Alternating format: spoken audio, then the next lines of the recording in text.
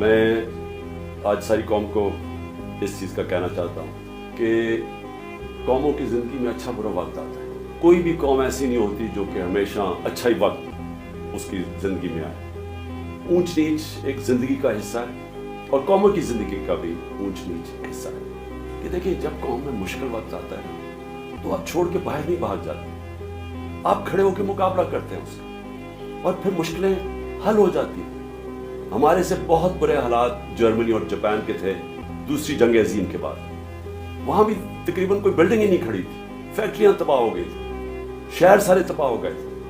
ان کی یہ سمجھیں کہ کوئی سوچ نہیں سکتا تھا کہ ادھر سے کوئی کھڑا ہو سکتا, لیکن وہ دونوں ملک چند سالوں کے اندر اپنے پیر پہ کھڑے ہو گئے. اور وہ کیوں کھڑے ہوئے؟ کیونکہ دونوں قومیں تھیں, انہوں نے بحیثیت قوم مقابلہ کیا. مشکل وقت کا قومیں مقابلہ کرتی. یہ نہیں ہوتا کہ جب مشکل وقت آتا ہے تو آپ ملک چھوڑ کے باہر بھاگ جائیں. تو میں اپنی ساری قوم کو کہنا چاہتا ہوں, ہم نے مل کے اس کا مقابلہ کرنا. یہ جو ہمارے اوپر چور مسلط کیے گئے ہیں ان کا ہم نے مقابلہ کرنا.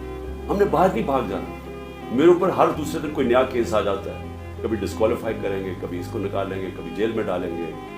میرے لوگوں کے اوپر کیسز ہیں, تو کیا ہم ملک چھوڑ کے تو نہیں باہر بھاگیں؟ میں تو یہی کھڑے ہو کے اس کا مقابلہ کروں گا. جان کو خطرہ ہے لیکن میں یہی مقابلہ کروں گا. اور میں آپ سب کو کہنا چاہتا ہوں کہ یہ اللہ نے ہمیں تحفہ دیا پاکستان, اور قائد اعظم نے کہا تھا کہ کوئی طاقت پاکستان کو تباہ نہیں کر سکتی. کیونکہ قائد اعظم نے تب سوچا تھا کہ ہم بحیثیت قوم جو اپنی آزادی کو ایک سمجھتی ہے کہ اللہ کی بہت بڑی نعمت ہے کہ ہمیں انگریزوں سے آزادی ملی, لیکن ہم قوم نہیں بن سکے.